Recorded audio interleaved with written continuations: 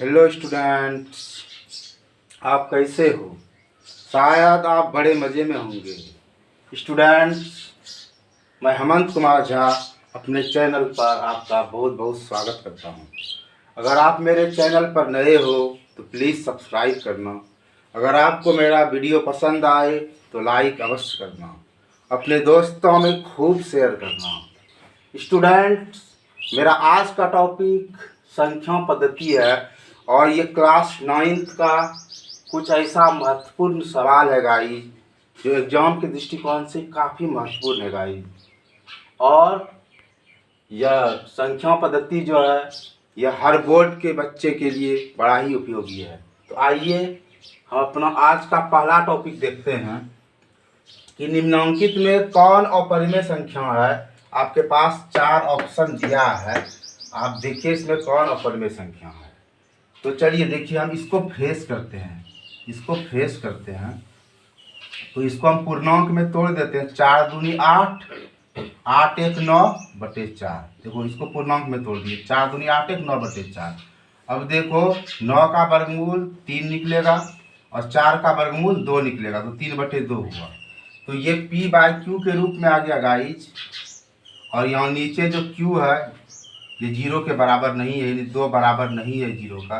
तो ये तो दिखा रहा है कि ये परिमेय है, ये दिखा रहा है कि ये तो परिमेय हो गया। चलिए अब देखो इसको हम देखते हैं। तो 1 का वर्गमूल 1 निकलता है, 4 का वर्गमूल 2 निकलता है, ये भी p/q के रूप में आ गया।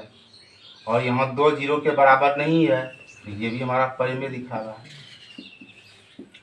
4 का वर्गमूल 2 हो जाता है, तो 2 को हम लिख सकते हैं 2/1, ये p/q के रूप में है। और 1 0 के बराबर नहीं है, ये परिमेय को दिखा रहा है। अब देखिए यहाँ इसको हम कटाते हैं। 2 दूनी 4, यहाँ हो गया √1/2। 1 का वर्गमूल तो 1 हो जाएगा, 2 का वर्गमूल √2 हो जाएगा। अब गाइस देखो इसमें ये तो अपरिमेय हो जाएगा, ये तो हमारा अपरिमेय हो जाएगा, क्योंकि √2 का जो वैल्यू आएगा वो अनवसानी अनावृत्ति में आएगा गाइस। और जब अनवसानी अनावृत्ति से 1 को हम भाग देंगे तो रिजल्ट हमारा अनवसानी अनावृत्ति आएगा। तो गाइस ये अपरिमेय आ रहा है, क्योंकि यहाँ √2 जो है, √2 का वैल्यू जो आएगा वो अनवसानी अनावृत्ति में आ रहा है। तो अनवसानी अनावृत्ति से जब हम 1 को भाग देंगे तो उसका रिजल्ट भी अनवसानी अनावृत्ति होगा, इसलिए अपरिमेय होगा। तो गाइस देखो कि निम्नलिखित में कौन अपरिमेय संख्या है। अब आप ध्यान से देखिए कौन अपरिमेय संख्या है।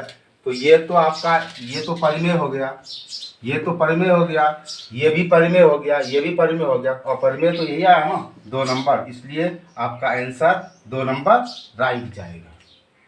अब दोनों इसके बाद ये सवाल में कह रहा है कि निम्नलिखित में कौन अपरिमेय संख्या है। आपके पास 0 है, √2 है, पाई है, 1/√3 है। कहता निम्नलिखित में कौन अपरिमेय संख्या नहीं है। अब देखो ये 0 जो है, 0 तो हमारा परिमेय संख्या है। 0 हमारा क्या है? परिमेय संख्या है। 0 हमारा परिमेय है, क्योंकि हम 0 को p/q के रूप में लिख सकते, जैसे 0/1 देखो p/q के रूप में लिख दिए। और यहाँ 1 0 के बराबर नहीं है, तो ये 0 तो हमारा परिमेय हो गया। अब देखो √2 का वैल्यू जो आएगा वो किस में हो जाएगा? अनवसानी अनावृत्ति में आ जाएगा। और जो अनवसानी अनावृत्ति रहता है गाइस वो अपरिमेय होता है, वो अपरिमेय हो जाएगा। ये पाई का वैल्यू भी जो होगा ये अनवसानी अनावृत्ति में आएगा, इसलिए यह भी अपरिमेय हो जाएगा।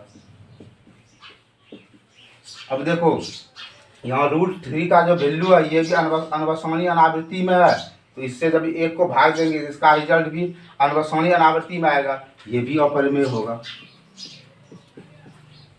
अब यहाँ का क्या रहा, निम्नलिखित में कौन अपरिमेय संख्या नहीं है। अपरिमेय संख्या नहीं है इसका मतलब परिमेय। तो निम्नलिखित में कौन अपरिमेय संख्या नहीं? ये तो अपरिमेय है, ये तो होगा नहीं। ये भी अपरिमेय है, ये होगा नहीं। ये भी अपरिमेय है, ये भी नहीं होगा। और अपरिमेय संख्या नहीं परिमेय, तो यही ना 1 नंबर हुआ आपका, 1 नंबर राइट जाता है। अब देखो कह रहा है कि पाई क्या है, पाई क्या है, परिमेय संख्या है या अपरिमेय संख्या है कि पूर्ण संख्या है या इनमें से कोई नहीं। तो गाइस पाई का मान आप लोग जान रहे हो, पाई का मान 3.14। ये जो मान आ रहा है ये अनवसानी अनावृत्ति है गाइस, और जो अनवसानी अनावृत्ति रहता है वो तो अपरिमेय होता ही है, इसलिए आपका उत्तर 2 नंबर राइट जाता है। अब देखिए कहता है शून्य क्या है, शून्य क्या है, परिमेय संख्या है, अपरिमेय संख्या है, प्राकृतिक का इनमें से कोई नहीं। तो गाइस शून्य एक परिमेय संख्या है, इसमें कोई शक नहीं है, जो शून्य एक परिमेय संख्या है। आपके मन में होगा कि शून्य परिमेय संख्या कैसे है, हम आपको करके दिखाते हैं। देखिए 0 है, 0 का आप लिखिए 0 बटे, ये देखिए p/q के रूप में आ गया, और ये 1 जो है ये 0 के बराबर नहीं है, 0 को आप लिखिए 0/2, ये p/q के रूप में आया, और ये 2 0 के बराबर नहीं है। तो शून्य एक परिमेय संख्या है, इसमें कोई दो राय नहीं है, आपका आंसर नंबर 1 राइट जाता है गाइस। अब जरा हम बोर्ड को क्लियर करते हैं। अब गाइस देखो अगला सवाल क्या है, निम्नलिखित में कौन विजातीय है। ये विजातीय का मतलब होता है जो जात का नहीं है, ये विजातीय। अब देखो, अब 4 का वर्गमूल क्या हो जाएगा, यहाँ देखो 2, और 25 का 5 हो जाएगा, 2/5 हो गया। अब देखो यहाँ हमारा 9/16 है, 9 का वर्गमूल क्या हो जाएगा 3, और 16 का 4 हो जाएगा। अब यहाँ देखो 1 का वर्गमूल 1 हो जाएगा, 4 का 2 हो जाएगा। अब यहाँ देखो गाइस ये 5 का वर्गमूल नहीं निकलेगा, इसको √5 में लिखते हैं, 36 का 6 होता है। अब आप गौर से देखिए यहाँ 2/5 है, ये 2/5, ये 3/4, ये 1/2, ये क्या है सजातीय है, ये तीनों क्या है सजातीय है। लेकिन ये देखिए आपको विजातीय दिख रहा है, क्योंकि ये सभी जो है ये परिमेय में है। ये देखिए ये भी p/q के रूप में है, और यहाँ 5 0 के बराबर नहीं है, इसलिए ये परिमेय हो रहा है। अब देखो ये 3/4, ये भी p/q के रूप में है, और यहाँ 4 0 के बराबर नहीं है, तो ये भी हमारा परिमेय हो रहा है। ये भी 1/2 देखो ये p/q के रूप में है, और यहाँ 2 0 के बराबर नहीं है, तो ये भी परिमेय हो रहा है। लेकिन ये देखो √5 इसका वैल्यू जो निकलेगा ये अनवसानी अनावृत्ति में निकलेगा, और जब इसको 6 से भाग देंगे तो यह रिजल्ट इसका किस में आएगा, अनवसानी अनावृत्ति में आएगा। और अनवसानी अनावृत्ति जो होता है वो अपरिमेय होता है। तो गौर से देखो इसमें विजातीय कौन है, ये तो आपका परिमेय हो गया, ये भी परिमेय हो गया, ये भी परिमेय हो गया, लेकिन ये अपरिमेय आ गया, तो विजातीय तो यही है ना। इस तरह आपका आंसर नंबर चौथा जो है ये 4 नंबर ये राइट जाता है कि आपका ये विजातीय है, क्योंकि ये तीनों तो आपका सजातीय है, क्योंकि ये भी परिमेय हुआ, ये भी परिमेय हुआ, ये भी परिमेय हुआ, लेकिन अपरिमेय तो विजातीय हुआ। अब गाइस देखो नेक्स्ट सवाल में क्या कह रहा है, प्रत्येक परिमेय संख्या क्या है, एक प्राकृत संख्या है, एक पूर्ण संख्या है, एक पूर्णांक है, एक वास्तविक संख्या है।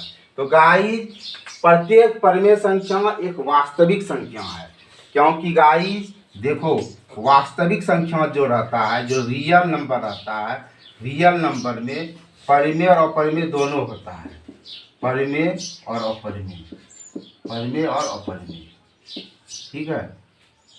अब देखो वास्तविक में परिमेय और अपरिमेय दोनों है, तो कहता है प्रत्येक परिमेय संख्या एक प्राकृत संख्या है, एक पूर्ण संख्या है, एक पूर्णांक है, एक वास्तविक संख्या है। तो प्रत्येक परिमेय संख्या वास्तविक संख्या है गाइस, क्योंकि वास्तविक संख्या में परिमेय और अपरिमेय दोनों होता है, इसलिए परिमेय संख्या क्या है, वास्तविक है। आप इसको इस तरह से समझिए कि देखिए हम लिखते हैं आपको यहाँ एक रियल नंबर में मान लो कि ये √2 √3 अपरिमेय है, और 2 और 3 परिमेय है, ठीक है। आप गौर से देखो ये वास्तविक संख्या मान लो, ये इसमें देखिए √2 √3 ये आपका अपरिमेय है, ये √3 भी अपरिमेय है, ये 2 क्या है आपका परिमेय है, 3 भी आपका परिमेय है। तो ये रियल नंबर है, इसमें अपरिमेय और परिमेय दोनों है। अब हम आपको एक तो परिमेय का लिख के दिखाते हैं।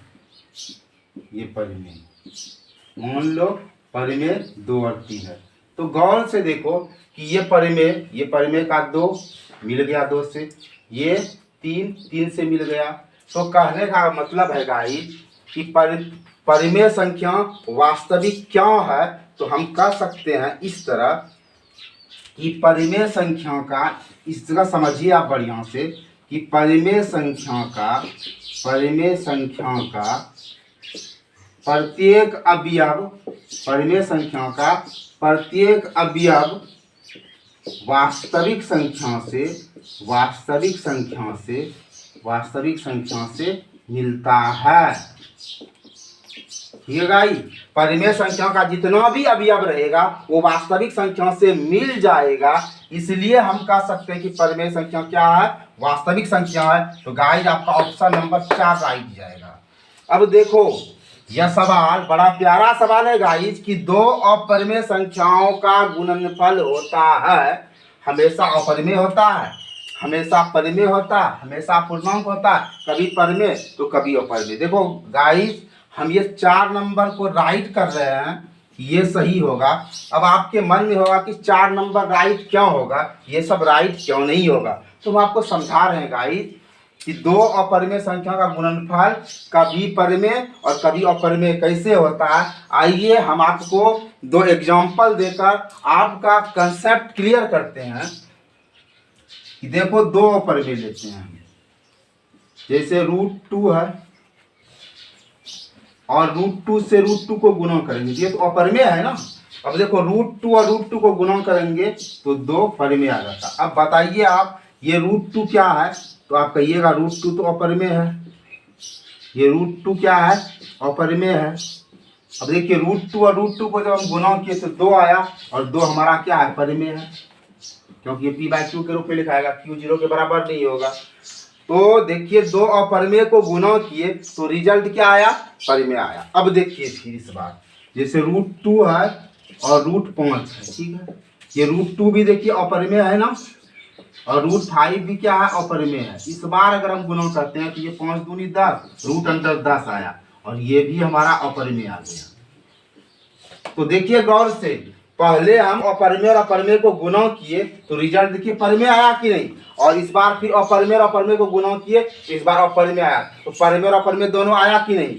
तो यही ना कह रहा है कि 2 अपरिमेय संख्याओं का गुणनफल होता है क्या, तो कभी परिमेय होगा कभी अपरिमेय होगा। जैसे एक एग्जांपल हम और आपके लिए लेते हैं कि जैसे देखिए √3 गुना √3, तो ये 3 हो जाएगा। तो देखिए ये √3 और √3 को जो गुना किए, ये क्या किए, 2 अपरिमेय संख्याओं को गुना किए तो रिजल्ट 3 जो आया ये हमारा परिमेय हो गया, ये हमारा रिजल्ट परिमेय दिया। चलिए अब हम करते हैं √2 गुना √7, तो 7 दूनी 14, √10 और ये हमारा आ गया अपरिमेय। अब आप गौर से देखिए कि ये 2 अपरिमेय को गुणा किए तो रिजल्ट हमारा परिमेय आ गया। इस बार 2 अपरिमेय को जब गुणा किए तो रिजल्ट अपरिमेय। 2 अपरिमेय को जब यहाँ गुणा किए तो परिमेय आया और यहाँ 2 अपरिमेय को गुणा किए तो अपरिमेय आ गया। तो परिमेय और अपरिमेय दोनों आता है, इसीलिए हमारा ऑप्शन नंबर 4 राइट जाएगा। अब जरा हम बोर्ड को क्लियर करते हैं।